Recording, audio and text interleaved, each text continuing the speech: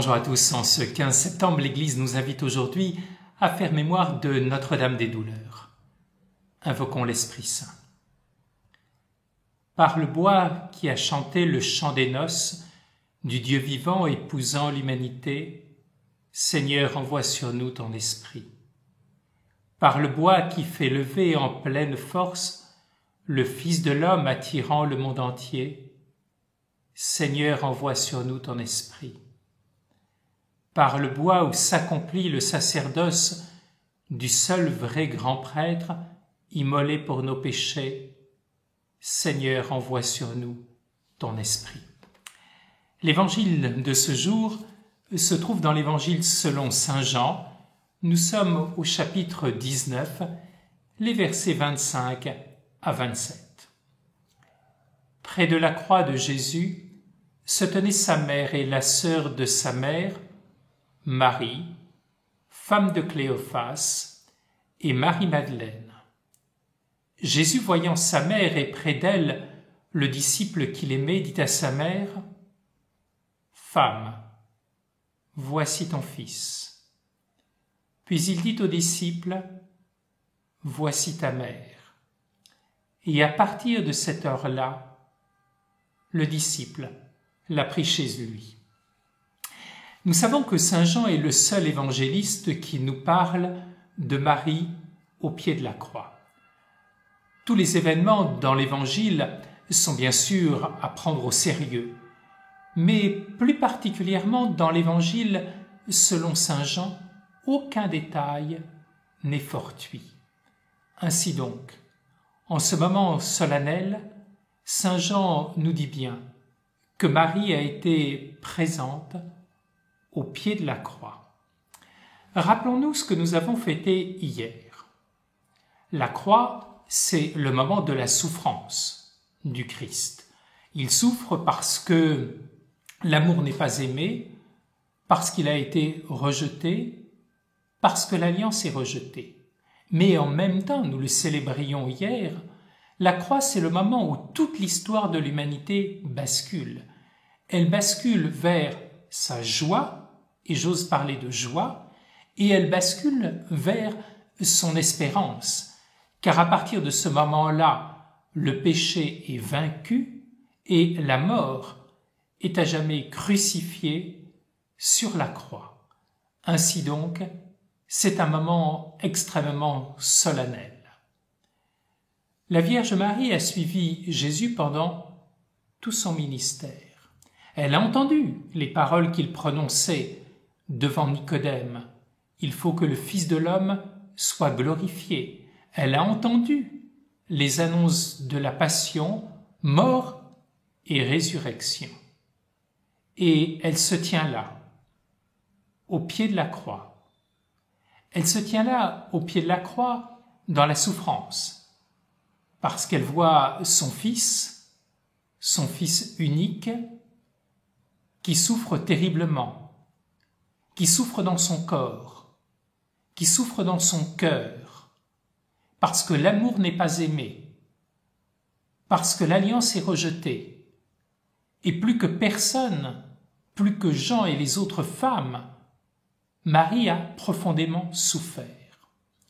Mais en même temps, Marie est celle qui croit sans avoir vu. Et Jésus a annoncé à Nicodème qu'il serait élevé, que la croix serait une véritable glorification. En même temps, elle a entendu les annonces de la Passion dans lesquelles Jésus a annoncé qu'il fallait qu'il monte à Jérusalem pour être glorifié par la croix et la résurrection.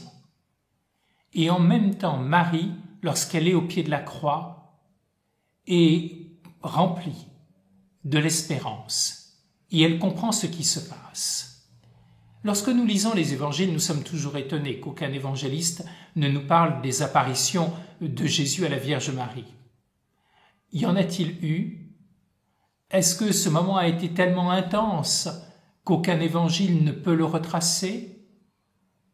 Ce qui est certain, c'est que Marie n'avait pas besoin des apparitions, car lorsqu'elle se tient au pied de la croix, elle croit déjà en la victoire du Fils de l'homme, en la victoire de son Fils, en la victoire de la croix. Et si elle souffre profondément, en même temps, elle sait que la croix, c'est la victoire. Et cela, elle n'en doute pas. Alors, au pied de la croix se trouve celui que l'on appelle le disciple bien-aimé, vraisemblablement Saint Jean, en tout cas l'auteur du 4e évangile. Il est là. Il a suivi, certes, parce qu'il est rempli d'amour pour le Christ. Mais au pied de la croix, nous venons de l'entendre, Marie lui est donnée comme mère. Alors, cela a beaucoup de sens. En particulier, c'est la naissance de l'Église. Mais ce que je voudrais dire ici même, eh bien, c'est que Marie a été comme une mère remplie de pédagogie. Car à ce moment-là, le disciple que Jésus aimait a dû avoir des doutes, a dû croire qu'il y avait comme une erreur de parcours, que quelque chose n'allait pas. Et là, Marie est là qui a dû profondément lui enseigner et le soutenir.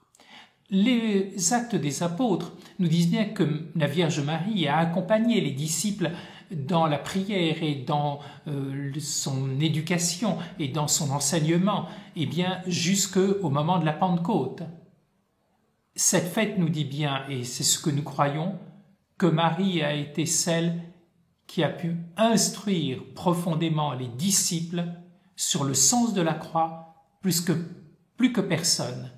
Elle avait compris ce que signifiait profondément la croix, la douleur, mais également la glorification. Et ainsi, il n'est pas étonnant que le 4e évangile, lorsqu'il nous parle donc de la souffrance de Jésus, nous en parle dans les chapitres 13 à 16, c'est-à-dire lorsque Jésus est avec ses disciples. Mais dès que commence la Passion, à partir du chapitre 18, l'évangéliste Jean, qui se tenait avec Marie au pied de la croix, a bien compris que la gloire de Dieu révélée au monde, c'est la croix. Et tous les chapitres qui sont les chapitres de la Passion dans l'Évangile, selon saint Jean, sont les chapitres de la gloire. Ainsi donc, Jésus nous demande de prendre Marie chez nous. Pourquoi ? Pour que nous comprenions plus profondément, avec Notre-Dame des Douleurs, le sens de la croix, la souffrance du Christ, que nous méditons en particulier pendant la Semaine Sainte, mais également la gloire de la croix. Et puis, la Vierge Marie nous est donnée comme mère, pour que nous puissions comprendre qu'à travers les croix que nous portons, Jésus nous a bien demandé de nous mettre à sa suite et de porter la croix.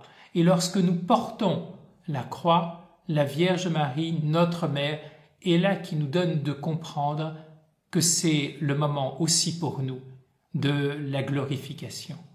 Alors que cette journée en l'honneur de Notre-Dame des Douleurs, eh bien, soit pour nous l'occasion d'avancer plus profondément avec la Vierge Marie dans l'amour de la croix, une croix qui est faite de douleur et de souffrance, mais qui n'est pas un échec, qui n'est pas une erreur de parcours, qui n'est pas l'amour de la souffrance, mais Marie nous fait comprendre à ce moment-là que c'est vraiment le moment où toute l'histoire de l'humanité bascule, elle bascule vers son salut. Puissions-nous prendre Marie chez nous. Bonne journée.